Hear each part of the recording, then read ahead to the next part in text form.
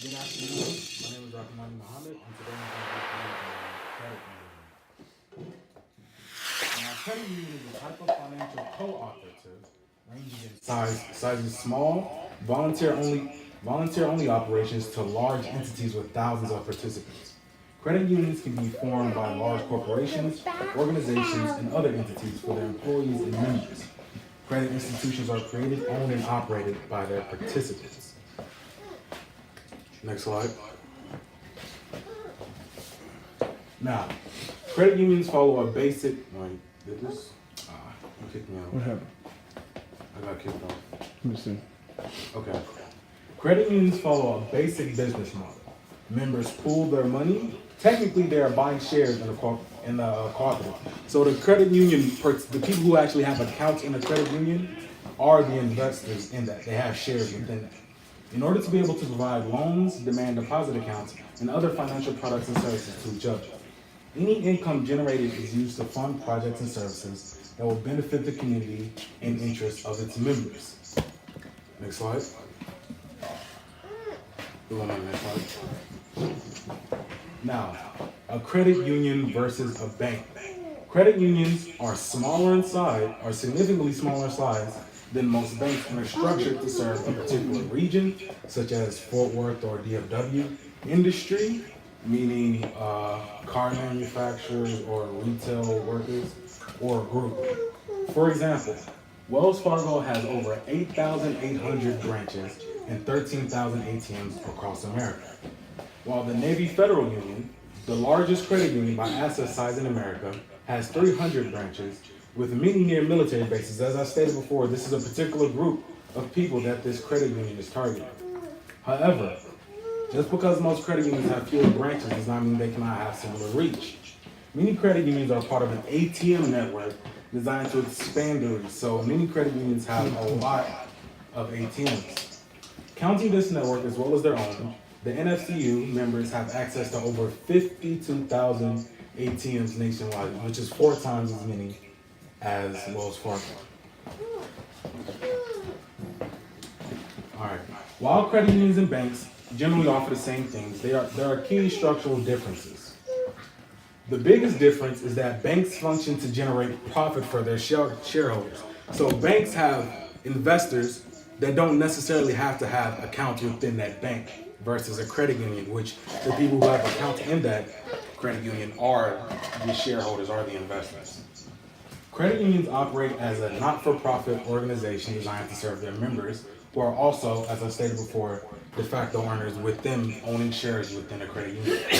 For banks, the need to deliver profit is the bottom line, usually resulting in more and higher fees, lower returns on deposits, and higher lending rates than credit unions. So because they're for profit, they have to make profit as much as they can. So you're not going to get as much interest as you would with a credit union. And because they're so big, you're not going to get as much personal help as you would with a credit. So you saying that the bank is going to charge more interest or the credit? Okay. The bank. Okay. While credit unions still must make enough money to cover the operation, the absence of the need to generate profit because the shareholders are the people with the accounts generally allows for lower fees and account minimums, higher rates on savings, and lower borrowing rates for their members/owners. You go to the next slide.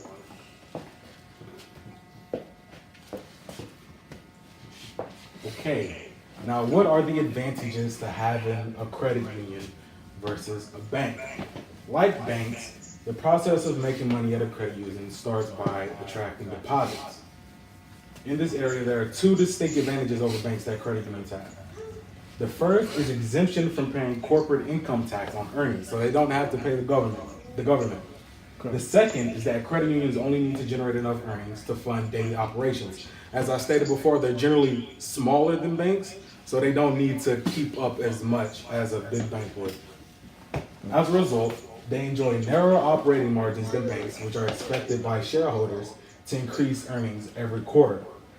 Being able to work with narrow margins allows credit unions to pay higher interest rates on deposits while also charging lower fees for other services such as checking accounts and ATM withdrawals. Depending on which credit union you go to, some credit unions have a network of ATMs where you don't have to pay an ATM fee at all, like EECU. They have a network of ATMs across the nation where you don't have to pay any withdrawal fees. All right, for example, as of June 29, 2018, the national average rate for a 5-year CD being certificate of deposit. A certificate of deposit is basically a savings account, but it's a specific amount that you have to deposit, and you can't touch it for a certain period of time for the interest to build up. And if you take it out, you'll have to pay a penalty fee. Offered by credit unions was, let me start. For example, as of June 29, 2018, the national average rate for 5-year CDs offered by credit unions was 1.97, compared to the average rate of 1.62 at banks. Money market rates at credit unions were also higher, with an average rate of 0.17 versus the average bank at 0.13. While these numbers may sound small, over time the differences add up, giving credit unions an advantage over banks. Next slide.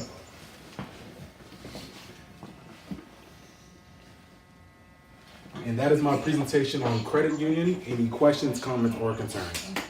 All right. So definitely great presentation. My question to you, Rahmani, as I'm looking at the state of the black community and just our lack of businesses that can create opportunities so that our employment rate can decrease. What would be the benefits of us having our own credit union that's inside of And actually, there are some black-owned credit unions here.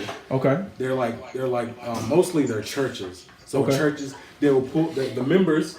They pull their money together, and then because like I stated before, because the de facto like investors, shareholders, and owners are the people who actually have the accounts.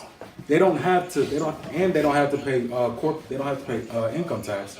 They don't have to pay taxes. They don't have outside investors, so they can have higher interest rates on your savings account or whatever, and they don't have to worry about making a profit. So it's lower interest rates on loans. So as an entrepreneur, am I able to go to a credit union to get say I got a great business plan?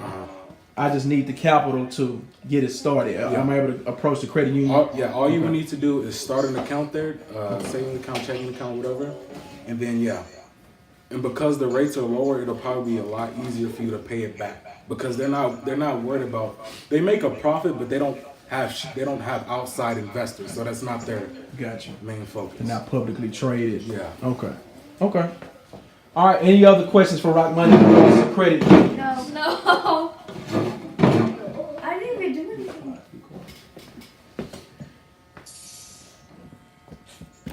Tut, you ain't got nothing?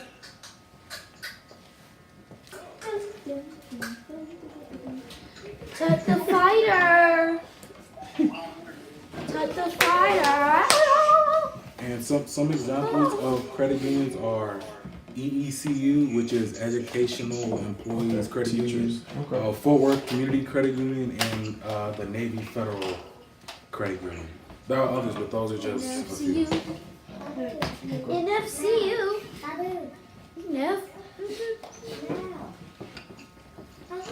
All right. Anybody else?